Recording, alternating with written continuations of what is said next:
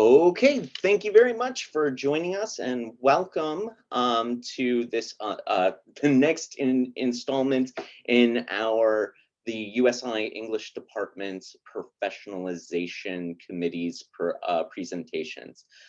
So today we are going to be talking about freelancing, and freelancing is becoming one of the most popular and most important sectors of the types of jobs that students will get once they leave college, and also as it relates to the American economy as a whole.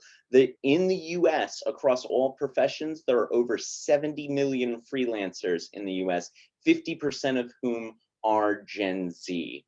This is a job arrangement that has some benefits, and some pitfalls. So for example, in a regular employment, you would get health insurance or retirement benefits or other benefits, but with freelancing, none of that is guaranteed. At the same time, you also get more flexibility and variety than you would get from a traditional employment. And sometimes you don't have any other choice except to freelance.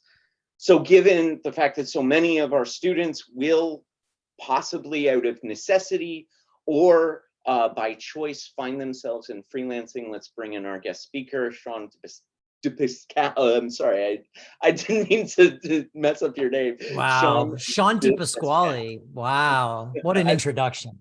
That was the worst. I'm so sorry. So it's Shawn no problem. is seasoned, no problem, Jam. What's that? I said no problem, Jam. Yeah, that's, oh man, it lets you mess up Hunter. Shawn is a seasoned film and television writer. She's a published comic book creator. He's been an entertainment news editor. He's been editor-in-chief and CCO of Macaulay Culkin's comedy project Bunny Ears. You're also a podcaster who rewatches The Nanny, and does a podcast called Oh, Mr. Sheffield. In terms of hustling in the free market, in the freelance market, there's no one better to show us the ropes than you, Shawn, my friend. I'm so happy to see you here, and that you will be able to share some of your experience with our students. So thank you very much for doing this. Yeah, thanks. I'm happy to share whatever I can. The short version of this entire video is probably, it's really hard to freelance. Really, really hard to freelance. That's the short version. The long version is all of the things that Jim said, plus a bunch of other stuff. And yeah, I mean, I don't know. Let's start with some questions, I guess. So yeah, let's get some background. So you went to college primarily for creative writing. What was your ideal job? If you can sort of cast your mind back to 22-year-old Shawn, what was your ideal job out of college? And then how does what you're doing now compare to what you thought would be your professional life afterwards? My ideal job post-college, was probably comic book writer.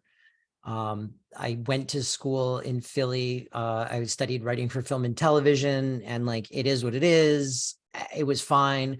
I got very interested in comic book writing at around the same time that I graduated. So one of the first things I did out of school is I moved back home to Florida, and my grandparents very generously helped me start a comic book publishing company, basically. And my best friend was an artist, and I wrote, he drew, and we put out like 2 issues of a thing and never really made any money. But like, that was what I wanted. So at the time, that's what, that was like where my head was at, just fresh coming out. Subsequently, I've written a bunch of comics and gotten to do a bunch of that stuff that I saw myself doing. But the path to get there was, at 22, I thought it was much more direct, and like chartable. The problem is, and this is honestly, I'm glad at least your school is doing something like this, because my school never really did, and I feel like that was a huge problem for me, is like no one ever like laid it out clearly. And even more so, no one ever said like, there is no path, like there's no chartable path. It's all kind of random. So yeah, so I mean that is where I wanted to end up. I then ended up there and a bunch of other places where I never saw myself ending up. And now I'm here. Right. So you are a relatively successful film, comics, and entertainment writer. You live in LA, you work in LA, you afford LA rents. What are the keys? What do you see as some of the keys to success, to your success, and how would you, what do you think students should cultivate in themselves now in order to be successful in the market that you're in? Especially film and TV and comics and that kind of thing. Yeah, I mean, if we're talking specifically about trying to break into the entertainment industry, right? You want to be a writer, you want to be a director, you want to be an actor even. I would say those are all the same. It's all the same basic advice, right? So like the first thing is know what you want to be doing and always be doing that as much as you can on your own. So like it's harder for an actor, but like, I was just talking to someone who was like, oh, I really like want to, quit doing this thing. And I really want to like start writing movies and stuff. And I was like, cool, what have you written? And they were like, oh, I haven't started yet. I'm like, all right, well, just write it. And then you've written a movie. There is no, you don't have to quit your job to do that necessarily. Just start doing it. And the thing that no one will tell you is that like you need to write a billion things that never go anywhere to even get good. And then once you get good and you feel confident in your own skills and people now outside start telling you like, hey, you're pretty good at doing this, like then even then you still need to like always constantly be doing the thing. I'm going to talk a lot about just writing, for the purposes of this. So like, yeah, I think the biggest thing is like, you have to know when you're going into this that it's going to be really hard. You're going to be broke a lot of the time. You're going to have to be willing to take any job that comes your way, even if it's not doing the thing you want to do. And simultaneously to all of that, you have to keep writing. Like you have to just keep being a writer. And it's hard. It's hard because you're not getting paid for it. It's hard because you're going to work. I got lucky enough when I moved out here that I got a job working on a TV show, right? Which it's less than 6 months out here. I was like, oh, I'm working on a TV show. It was in the costume department as a costume PA, which was not something I knew anything about or had any interest in doing, but like, it was a foot in the door, but like, that's like 12-hour days, like it's 12 hours, like 8 a.m. Like you're on set and you usually leave by like 8 p.m. and then, get home maybe 45 minutes later. And then it's like, yeah, do you want to write at that time? No. Will you? Probably not. But should you? Yes, 100%. Like so that's the biggest piece of advice, I guess, is just like really, really, really know that this is what you want to do. And that regardless of success or validation or any of those things, you are happiest when you're writing. Having that baseline is huge. Because like at the end of the day, I mean, I have gone months with no job. I have had to borrow money. I have had to, I've gotten lucky enough that like I was dating someone who could pay rent for a couple months, whatever it is. Like, I mean, I have hustled. It is still, even now at this point in my life, not comfortable. It's not like I can just be like, well, whatever, I don't have to look for work. Like, no, I'm constantly hustling. I'm constantly looking for work. I'm constantly writing things, spending months writing things only to give them to my manager and have him go, this is cool. And then nothing happens. And then you just got to keep writing though, because like, the problem is like, sure, maybe nothing happened with that, but maybe something will happen with the next thing. And like, you can't just bank on one thing forever and wait for that to happen, because then you're not doing yourself service as a writer. So, the versatility to be able to take any job that comes your way, the drive and like, animalistic desire to do the thing, whether it's right or whatever it is. It's like, I know when I get into my biggest depression funks and I'm at my most depressed, the consistent thing throughout all of it is, oh, I haven't really been writing that much recently. Like, and I don't really figure that out until I'm out of the fog. But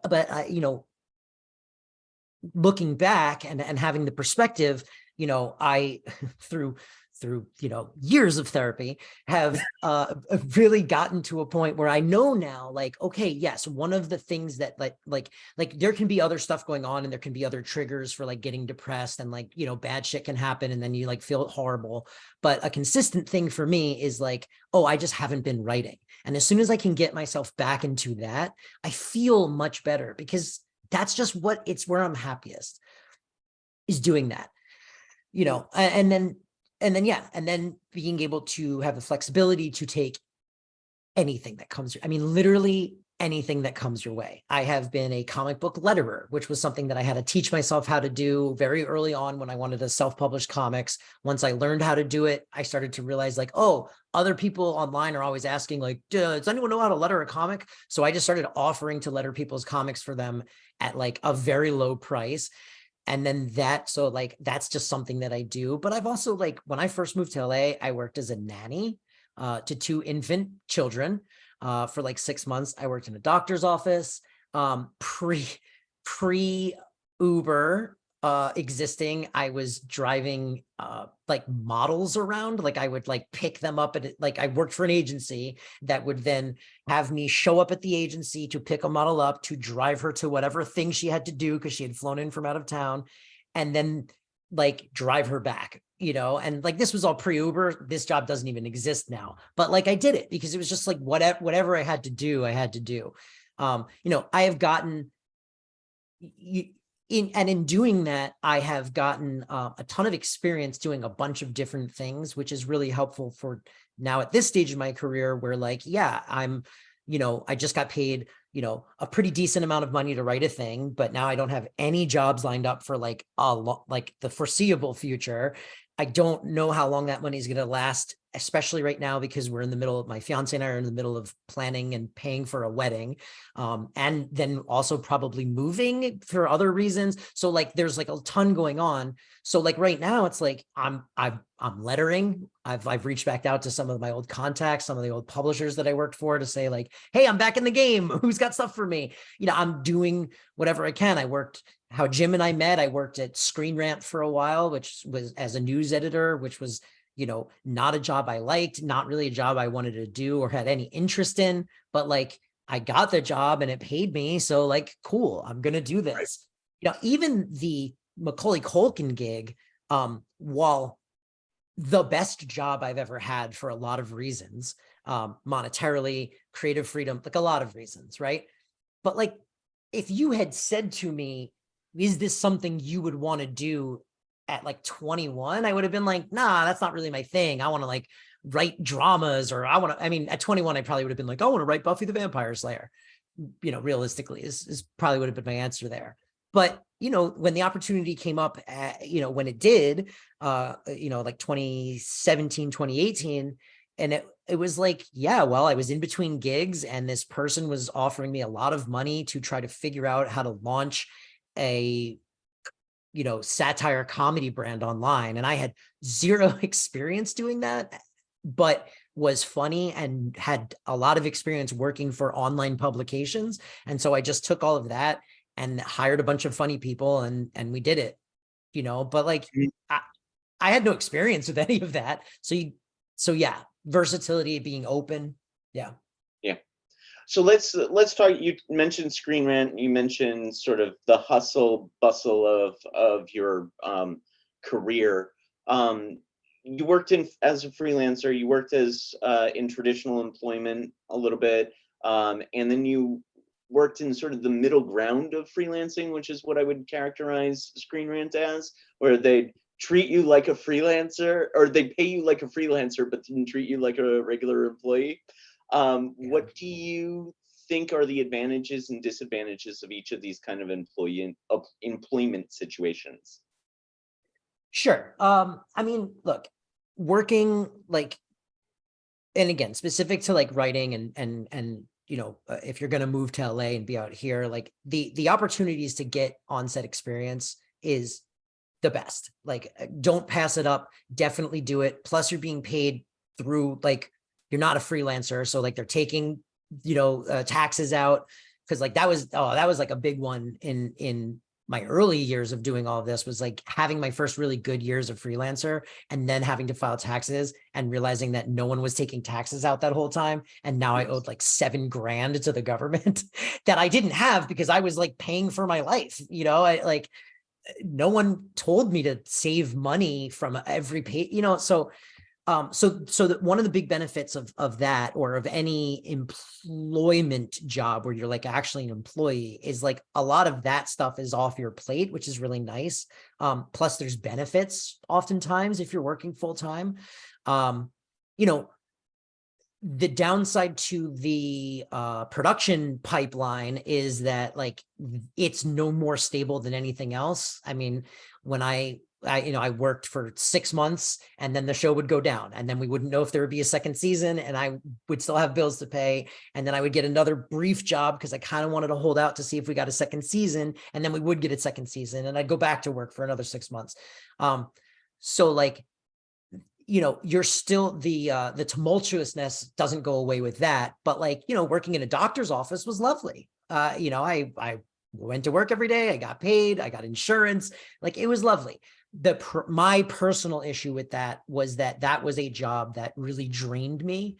And by the end of the day, I wasn't writing. And so I did that job for about a year, realized that I hadn't been really written anything or made any progress on any of this other stuff. And then had to go like, well, I didn't move to LA to just work in a doctor's office. I could have stayed at home where my family is and worked in a doctor's office there, So I don't let myself take those kinds of jobs because it just feels like, well, then why am I here? I could take those jobs anywhere. So, and then the freelance stuff, yeah, there's a lot of flexibility to it. But like the Screen Rant kind of jobs and stuff, I mean, there aren't a ton of benefits other than they're easy to get. They pay pretty regularly. And depending on how much effort you're willing to put in, you can hustle a living out of it. And that varies from publication to publication. I worked for Nerdist. They paid really well. I didn't have to work that hard to like make a living. I just wrote my articles and they paid me for them. And that was great. I worked very briefly for this. It's defunct now, but it was called Earth Avenue. And it was like this lifestyle kind of website thing. And like, they had me like lifestyle website. They had me eating like granola. They had me eating like granola bars and then writing like reviews of what they tasted like. But like, I hustled. I mean, I knew that I had to write, about 20 articles a week to, make enough money to have money and also pay my bills. And I just wrote and wrote and wrote and wrote and wrote and wrote and wrote. And that was fun, similarly though, that was a job where like I was doing so much writing just to make a living that like, then at the end of my day, I didn't want to write anything of my own. I was like, I'm done for the day. Like my brain is fried and I just want to like play video games and hang out with my girlfriend. So yeah, I mean, it really, the nice thing about this life, if you choose it, is that you have a lot of options. You can do a lot of different things. But you have to go into it knowing that like the comfort of a lot of your friends who like wake up and go to a job and then come home and then live their lives, you won't get that if you pursue this. You just won't. It's just not what this is. I don't know anyone, frankly, in this kind of industry that is doing that, that is able to just turn it off. And what I've found is that's actually true for kind of anyone who owns their own business. And this is another thing that I wish someone had really explained to me in my younger days. You are the business, right? So like, it took me a really long time to think of myself as a business and not just like some guy who wants to write stuff and like do things. You own your own business when you're trying to do this. It's not a very successful business and you don't really have a, like stuff to sell to people, but like you're essentially your own business. And what I've learned, is that the pitfalls that I thought were unique to this industry are kind of not unique when you're a small business owner. I have a friend that is an attorney that has his own practice, and the hustle, that feeling of like I gotta keep it going, and I gotta, it's the same for him as it is for me. He's just doing it in a different world.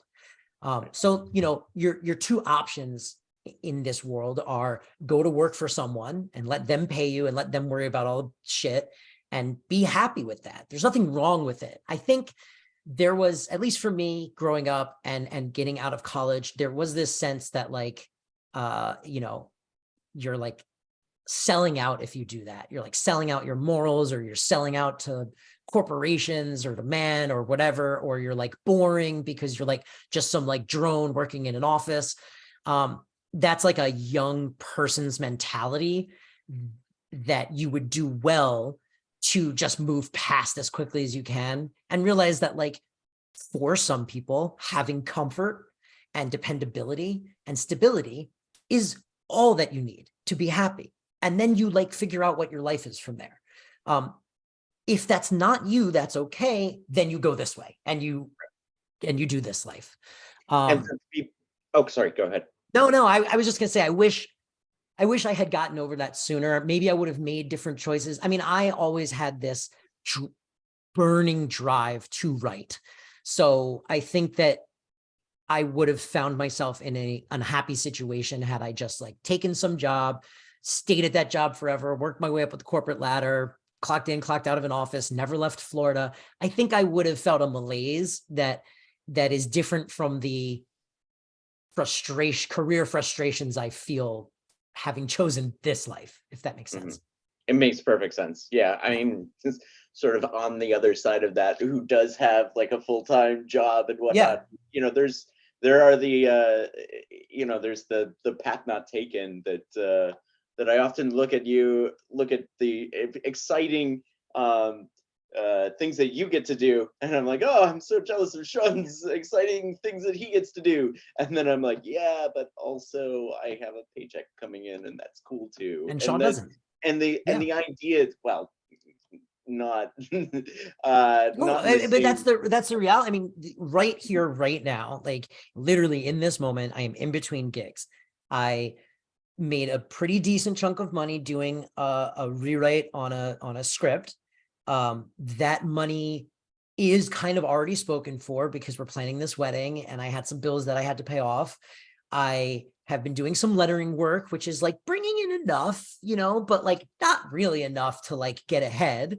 And like, yeah, right now, if I was just like going to work every day and making whatever I was making, our financial lives would be a little bit easier, certainly, so I look at you and I go like, maybe that would have been, maybe that was the choice, maybe I like, what has this gotten me? Right.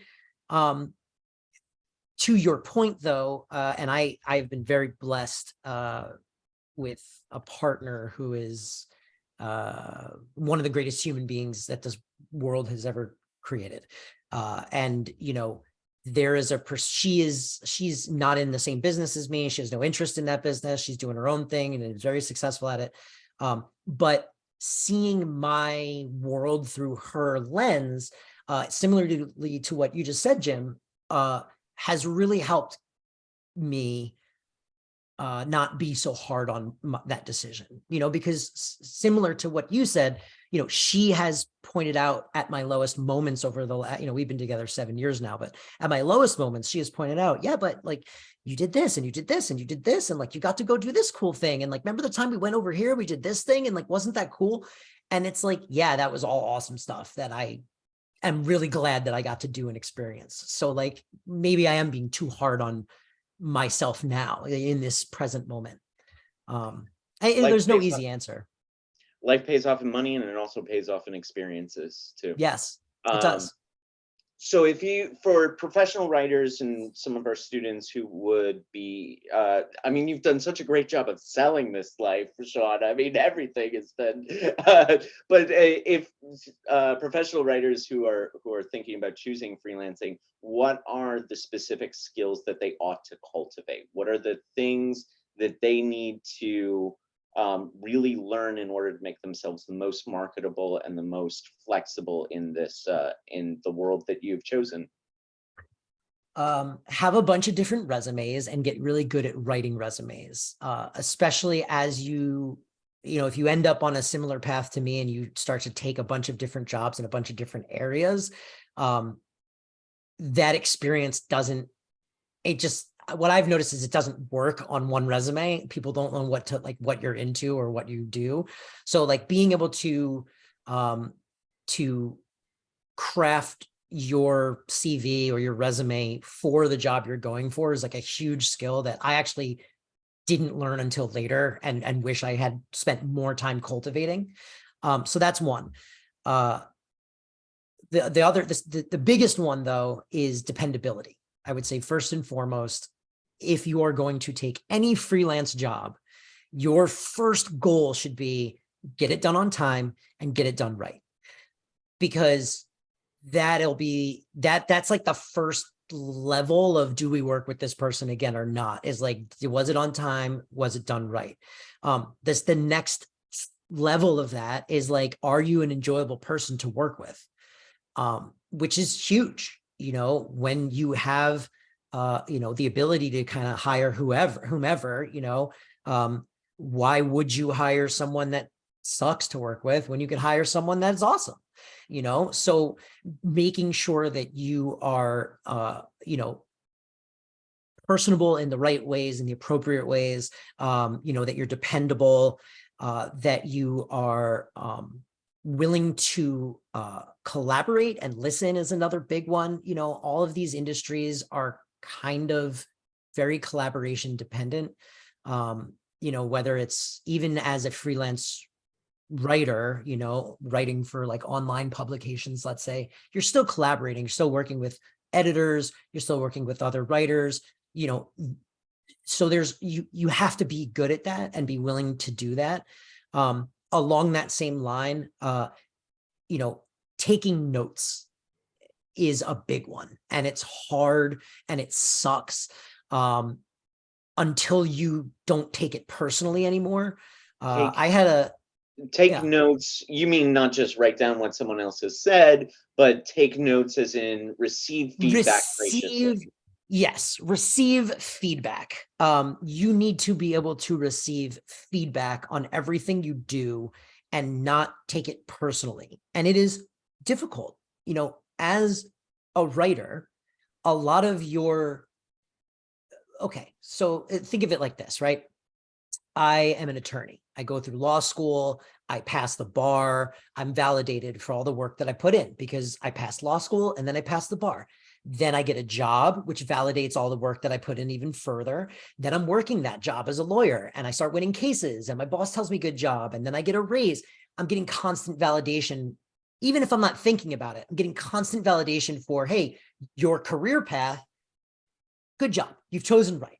Right? Even if the rest of your life as a lawyer, maybe you don't get validation in other places, you can be depressed and be getting career validation and it doesn't mean anything. The problem for us is that validation is so tied into so many personal things that it can be very easy to blur the line to, oh, my career's not taking off, my writing is not getting validated in the way that I hope it is, I'm bad. I'm the problem. I'm broken in some way. And that is a huge skill that you have to just cultivate as you go. Don't be afraid to go to therapy if you're having trouble cultivating that, because it's a tough skill to learn. It is tough to be able to pull in your personal validation from everywhere else and kind of not think about the fact that these very personal thing you're doing, writing, right? You're pouring yourself into it. It's coming from a personal place. It's your thoughts and ideas. And then no one gives a shit. So it's like, well, do they not give a shit about me? No, they don't. It has nothing to do with you. It truly doesn't. Um, and that is also a very important, if you want to survive through this life, that's an important skill to have, or you get beat up for a while. I mean, I'm saying all of this in hindsight, right? So like, it's easy for me to spout all of this, but the only reason I'm able to even tell you any of this is because I've experienced all of it. I've spent, years having my self-esteem tied so closely to my ability to move my career forward that like I walked around feeling like garbage for a long time, and not knowing why. And the problem with that, right, is because like it's hard to figure out where that's coming from if there's other things also in your life that aren't going your way or you're not completely happy with. So it really was like a trial and error of life to realize like, oh, I am tying my self-worth to my work in an unhealthy way. So like, maybe if someone had told me that in advance, hey, just beware of this could happen to you, I would have been kind of looking for it. But I didn't get that advice. So that's why, when you ask me like, what are the things that you have to have going into this world? I think that's a huge one, because the easy answer is like talent and whatever, that all is cultivatable. You get better at writing as you go, you figure out how to do it. Yes, there is an innate, some people have an innate ability to be better than others, but I actually think writing is the kind of thing that is very teachable. And self-teachable. I think just the more you do it, the better you get. The more you do it, the better you get. You want to write movies? Read every freaking movie script you can get your hands on. Every single one. Search them out. Read them and watch the movie at the same time. Pause the movie and go back and forth. Like literally, you don't have to be good. You don't have to go to school. If you just do that and then write and then rewrite and then move on to the next thing and do that, you'll get good. You'll figure it out because it is a developable skill. So like, I think the things that I wish I had been told were the things that I'm sharing. Don't tie your self-worth into it. Be open to collaboration. Understand that notes generally, feedback on your work, generally where it's coming from is not from a place of you having failed, on some personal level, but it's coming from so I got this really great advice one time from a writer who had has made a movie and got it released and the whole thing, and he and I were working on his next film together, and we submitted a draft and we got feedback back, and it was like, it was bad. Like they just didn't get what we were trying to do. They didn't really like it. They just didn't get it. And I was like super bummed out. And Blair, my partner at the time, said to me, he basically was like, you're thinking about the notes wrong. Like the notes that we're getting here aren't that we failed to do what we're trying to do. It's that we have not properly communicated it in a way that is understandable to the audience. And like, that was like a huge flip for me to be able to then get feedback on stuff. And they say like, I don't really understand why, character X is doing whatever. And it's like, it's not that I messed that up. It's that I need to now look at it from an outside perspective and figure out, well, what's not coming across? What is missing in this moment that they're not seeing what I'm seeing? And I think that's applicable through any kind of feedback, really. I think anytime someone, and the other thing to remember is like 9 times out of 10, when someone is giving you feedback, unless they're just being downright antagonistic, they are actively trying to improve what you're doing. So like, yeah, just listen to the feedback and do the thing. You don't know better than most people that's another good piece of advice. I think you don't know better. If someone above you is suggesting something, try it. There's no harm, especially on like a writing situation, like if someone is suggesting you try something, be open to trying it. You might learn something, or in the process of trying the thing, you figure out, oh, I actually, now I got it. You know, you have like that eureka moment. This didn't work, but because I tried this, it made me think of this other thing, and, you know, so on Right. and so forth. What about technical skills? Like what software, what things make people the most Oh, marketable? What, you know, some of that kind of thing. What do you think? well, I Instead mean, of soft skills, what's hard skills do you think people ought to think about? it depends what area we're talking. Like, you know, if we're talking about freelancing in like the graphic design area, like of my life, it's like I had to get really good at Illustrator and Photoshop, like really, really good to be able to even do the comic book lettering. Getting good at those things though, then opened me up to like, sometimes I'll see, you know, I'm looking for work and I'll see like, oh, I need a logo design. And I'm like, well, I know how to do that. I mean, I'm not a logo designer, but I know how to do it because I've lettered and I've designed logos for comics. So like, sure, I'll try this.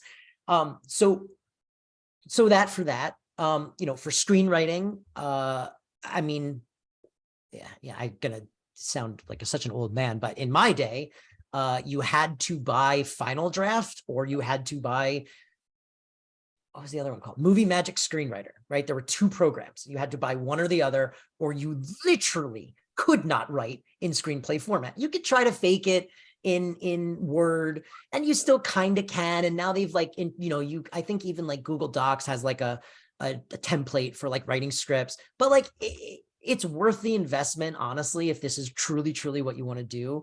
Like, make Final Draft one of your first investments and just get really good at using it. How it will help you outside of just writing your own scripts, well, you know, if you start to get good at using Final Draft, that is also what productions use. It is what ADs use to number scenes, to pull sides for the day, to figure out their shooting schedules. So having that program and getting really good at it can be useful if you're then trying to apply for other jobs, or if you want to try to get your foot in the door as a script supervisor, or in a writer's room as like an assistant. You know, the writer's assistant in the room, or the writer's assistant in the writer's room. Typically, your only job is to be good at Final Draft and taking notes and being able to make the changes and keep all of the revisions straight and all of that stuff. So, you know, for that, it's that. For like other freelance writing, I genuinely don't know that there is really any hard, you know, practice typing. I mean, I will say this, Grammarly is awesome. Like, I use Grammarly all the time, so much so that I have recently started, I will literally, when I'm like done a draft, right? Done. Like, I've done my revisions. I'm on draft 47 of whatever the thing is. And I'm like, this is as good as I could possibly make it. I will then painstakingly, page by page, copy and paste one page at a time from Final Draft into Grammarly just to run it through, just to make sure, and then make my corrections on Final Draft and then look back. And so, like, I don't know, it's super helpful. I don't know why you wouldn't use it. Um, Honestly, also Chat GPT, like, Wow. get good at it, start learning how to use it. I was having this conversation with my fiance. She's a lawyer, right? So she and I both started playing with it at the same time. She started playing with it for law stuff. I started playing with it for like, well, how can it help me in some way? Maybe it can be like a good outside brain to bounce things off of or whatever. And what we've both learned is that it can be, if you learn how to use it right, if you're aware of its limitations. And what we both, I think, agree on is that no matter what we do right now, in like 10 years, this is going to be a tool that people use. So you can learn it now, or you can learn it 10 years from now. But like, I don't see how this won't be a tool to use. So much so that like Elizabeth is getting now, His you know, fiance. through like, that's my fiance, through her like whatever lawyer networks, she has now gotten a couple of emails that are like, hey, join us for this online Zoom chat where we're going to talk about using ChatGPT in the legal world. And she's like, I've been doing this for like a month now, so I'm already ahead of the curve. She has actually brought it to her partners at her firm to say, hey, so here's how I've been using it. I would like to talk to you guys about incorporating this into our wider thing. So like, yeah, I mean, that's another big one. I've been using it as a co-writer now for about a month. It doesn't do it good. It's not a good writer, but it's a really good brainstormer. It's a really good, like, hey, so if I have a character who's going to rob a bank, what are like 20 things that could go wrong during the bank robbery? And instead of me spending 2 hours trying to come up with just 20 things to then even go, okay, which of those 20 things do I want to try? I get a list of 20 things in like 46 seconds. And then I can go through that list and go, no, okay, none of those. But that did make me, oh, yeah, you know what? That is a good point that they brought up about maybe the security system. And, so it's a tool. And I think you, especially being at the beginning of your careers, and this is a thing that is like starting, yeah, everyone should be figuring it out, because I think it's going to be a big part of life going forward in like a real way. Thank you. Well, another sort of hard skills kind of question is scams, wage theft, gig labor exploitation, serious concerns for workers with limited resources, serious concerns, biggest problem in the freelancing world, one might suspect. What are some important questions you ask when approaching a freelancing job? How do you avoid getting screwed, Okay. for lack of a better term? You don't avoid getting screwed. You're going to get screwed. It's going to happen like eventually, right? What you can do though, first thing is read everything, right? Don't ever sign anything that you don't fully read. And if you read it and you don't fully understand what you're reading, like fully understand, even like the weird legalese parts, ask someone. Use ChatGPT and ask it what it means. Like figure it out and really fully understand what you're doing before you commit to anything, because that is the first like layer of people trying to rip you off is contract stuff, right? One of the and this is why I started with you will get screwed, because sometimes you don't have a choice, right? So like when I was first starting, I was hungry. I wanted to write comic books. I wanted to be involved in that industry. I started working as a letterer for this small Canadian publisher. I was lettering a bunch of his books for him at a very low rate. And we started to develop like a rapport. And I was like, hey, man, I don't really want to be a letterer. I'm a writer. I really want to like write some stuff. He's like, oh, okay, cool. I'll kick you some projects to write. These would kind of be like work for hire projects. So you wouldn't own the creations. And I'm like, man, okay, sure, whatever, just give me a thing. And I, signed a contract that I didn't really fully understand, but like it was either sign the contract or don't take the job. He was offering me like very low pay. But again, at the time I was like, well, shit, $5,000 is the most money I've ever made for writing anything. So yeah, I'll take $5,000 for writing the thing. I wrote the thing. They made it into a big, beautiful graphic novel that's gorgeous. The art was amazing. The publisher has since never done any proper accounting, has claimed anytime I ask, well, technically, contractually, I am obligated to like sales. He goes, there haven't been any sales. Okay. He won't account for the fact that he won't show me that there hasn't been sales. He just wants me to take his word for it. I'm not in a position, or haven't been until recently, to like sue him or hire a lawyer. And then about 2 years after this project was done, he got funding and turned it into an animated movie and made a bunch of money with the animated movie, and didn't even give me credit for writing the comic on the animated movie. So much so that he then, because of the movie, got a chance to reprint the book in hardcover.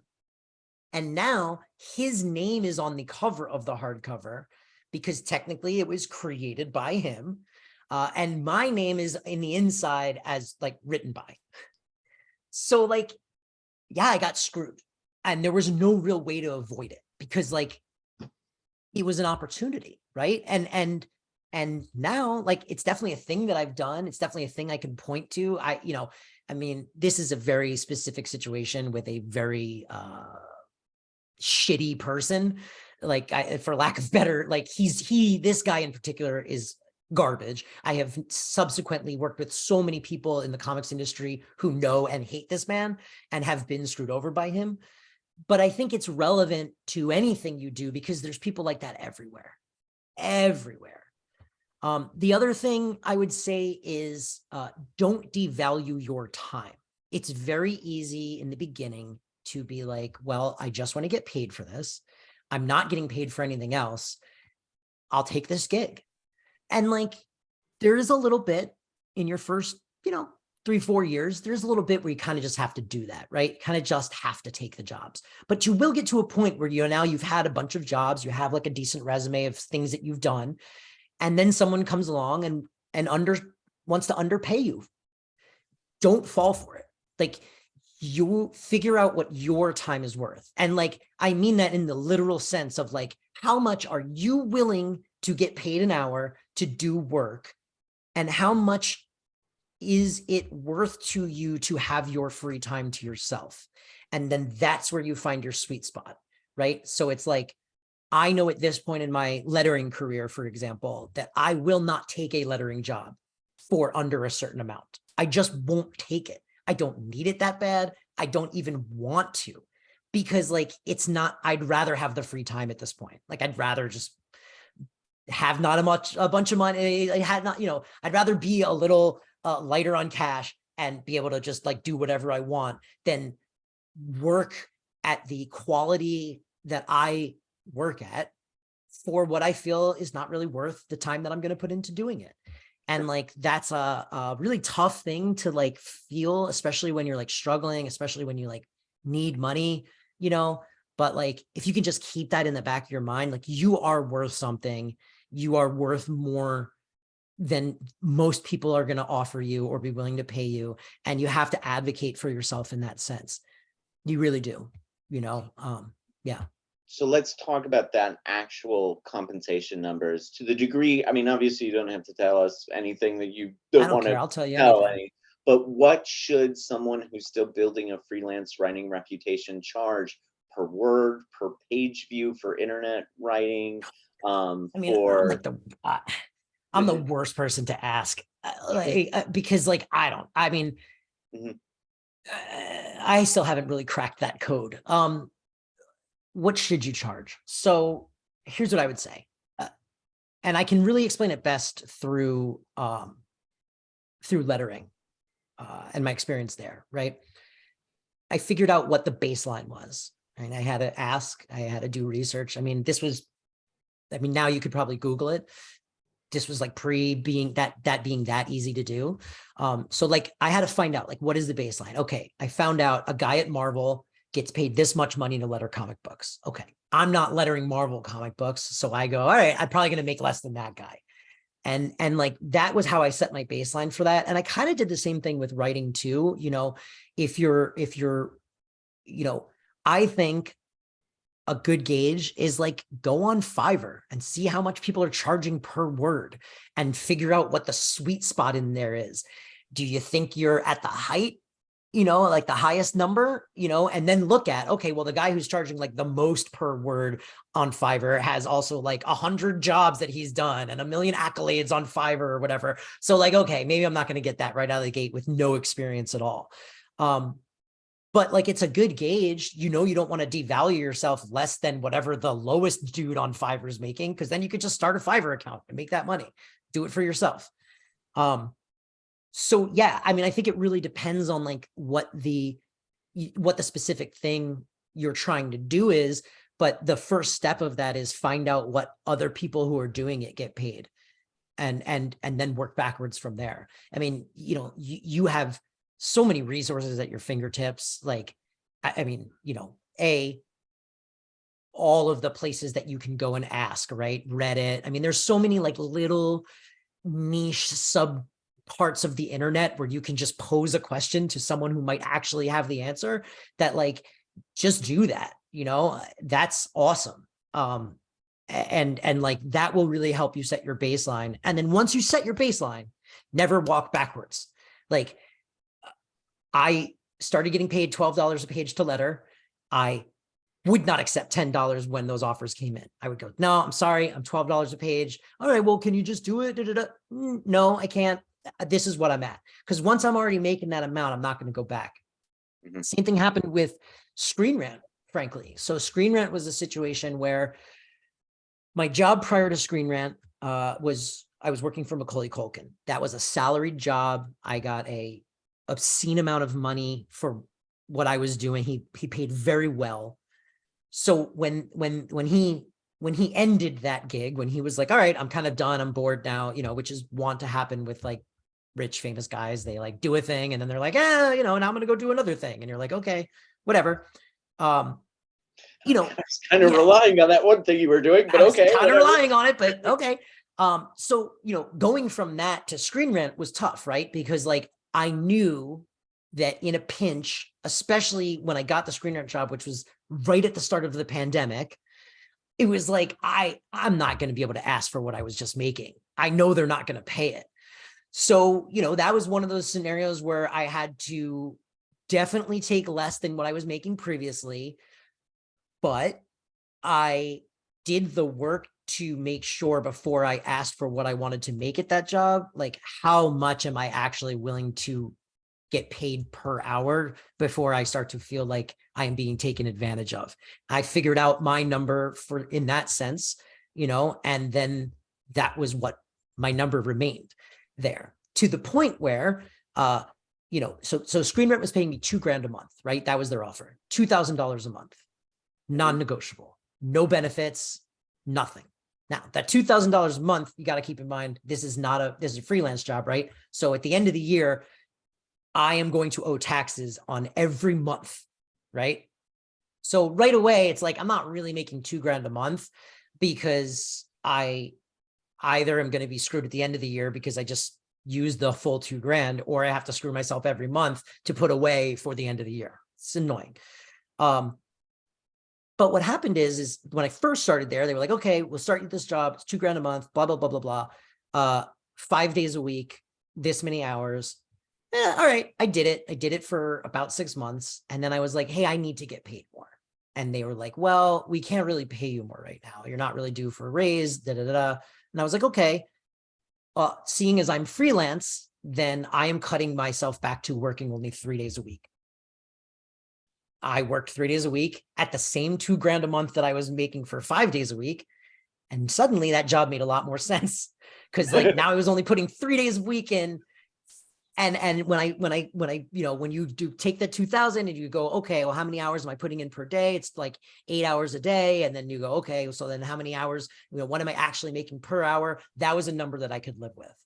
But then when they came to me, 2 years into that job, and they said, hey, we want to give you more responsibility, and we want to make you a full-time employee, and we want to offer you benefits. You're going to get health insurance. They dangled in front of me. And I was like, cool. What will I get paid? And they were like, oh, well, the base pay is going to stay the same. And I was like, no, then I'm not really interested in that. Now, I got very lucky in that scenario, because at the exact same time that was happening, my fiance became a full-fledged attorney and was now eligible to get me insurance on her insurance. So I had definitely the bargaining power benefit of being like, I don't need your insurance, so I don't want this job. I don't know that I can honestly say I would have been so quick to turn that down if I didn't have that. I don't know. What I can say is I lived many years of my life with no insurance. I don't necessarily recommend it, because like anything could happen, but like, yeah, I've had no health insurance before, and like it is what it is. You just don't go to the doctor and you get sick, and until something really bad happens, and then you owe a bunch of money. Like, it sucks, but like I probably would have really, if I didn't have the benefit of like, oh, my fiance is going to get me her fancy lawyer insurance, I probably really would have weighed out, like, how important is this insurance to me? What kind of insurance is it? I would have probably asked next, like, well, what is it? Is this going to be, and how much are you paying for? Was my next question. Are you paying for the whole thing of the insurance? I'm not paying for anything. Or am I going to have to still pay for this? Right. And then I would have kind of figured it out from there. But like, the reality at Screen Rant was, and the answer to those insurance questions was, we don't know and we can't tell you. So I walked away, and I was just like, yeah, I don't want the more. I'm happy with my 3 days a week. I'm happy with my $2,000 a month. I will stay exactly where I am. Yeah. And they, that was it. I pulled up my Screen Rant contract. If you had a better one, then don't tell me. But it was $10 per mini feature. So it was a 400 to 600 word article. and 65 cents per 1,000 page views.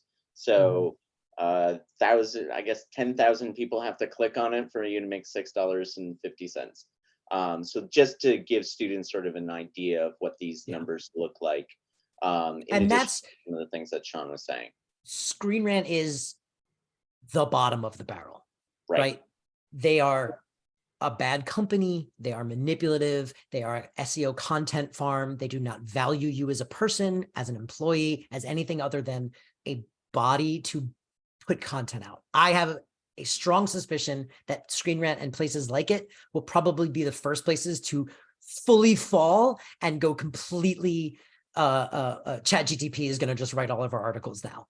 Everything is written by AI. I have a strong suspicion that's where they're going. But they're bottom of the barrel, right? When I was working for Nerdist, they, before in their early, this was in their early days before they sold to Legendary and all that bullshit, when they were just like Nerdist, and it was like, whatever, Chris Hardwick was like running Nerdist, and they had like all their nerd stuff. They were paying me like $25 an article. So like, that was my baseline. So when I got the Screen Rant offer originally, which was to be a writer, I turned that shit down. Because I was like, no way. Like, I'm not gonna write anything for you guys. That's never gonna happen. Then they circled back and were like, well, would you be interested in an editorial position? And that I was willing to do. So much so that then later years into that, a couple years into that job, I had a review with our supervisor at the time, and she was like, I've noticed that like on days where there's not a lot of stuff to edit, you're not really like writing articles. And I was like, yeah, no, I'm not a writer. I'm here as an editor. It's not my job to write. And she's like, right, but we do want the editors, if they're not editing, we do want them to write articles. And I was like, but what are you paying me for that? Are you paying me to write those? Well, it's kind of like your job as an editor. I go, nope. And I pulled up my contract and I said, it doesn't say anywhere in here I have to write, nor does it explain how much I'm going to get paid for writing. So like, we can sign a separate contract and have a separate conversation if that's what you really want. But like, I will tell you now, I want to get paid at least $25 an article to write. And she was like, we would never pay that to anyone ever in our history. And I was like, cool, then I'll just stay as an editor because I don't want to do it. I'm not, especially, anyway, Screen Rant sucks. Well, yeah, not to belabor that point too much. So we're nearing the end of our time. We're past the end of our time a little bit, but I did want to, well, it's because, we have talk too questions much. and this is, well, no.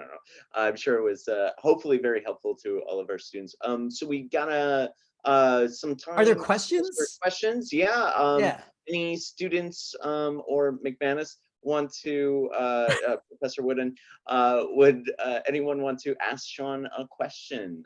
We can open it up to the floor. And if nobody responds, it's this fine. is why I've done this so that I have one more question before we close. So just in case no one else asks anything, here's what I've noticed. People hate asking questions in these scenarios. I think in general, when you're like, okay, floor's open for questions, because it's like, I don't want to, first of all, I don't want to be the first one to ask a question. What if my question is stupid? Like, what if they don't have an answer to my question? What if it's too niche? So I get it. Well, you guys can also off the table as soon as quietly, you guys can also quietly type questions to me. Yeah, that's true. Yeah, or you can find me on social media and just ask questions there if you don't want to do it in a public forum. I'm happy to answer any questions or help however I can.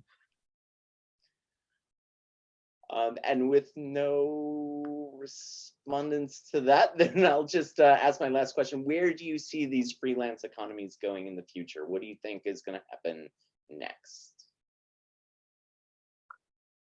I mean, well, I do think, like I said, I do think there is going to be an element, the lowest common denominator of these places is definitely going to embrace the fact that AI can basically do the job of a bunch of people that they're currently paying. So I do think there is a reality in which, in the not too distant future, some of these lower level places that are essentially only abusing their employees anyway, they're just going to cut out the middleman, right? They'll probably hire a handful of editors. Those editors will then be responsible for coming up with prompts and feeding those prompts into AI, and then the AI will spit out a shitty article, and then the editor will then be responsible for taking that shitty article, turning it into an actual article, and doing that.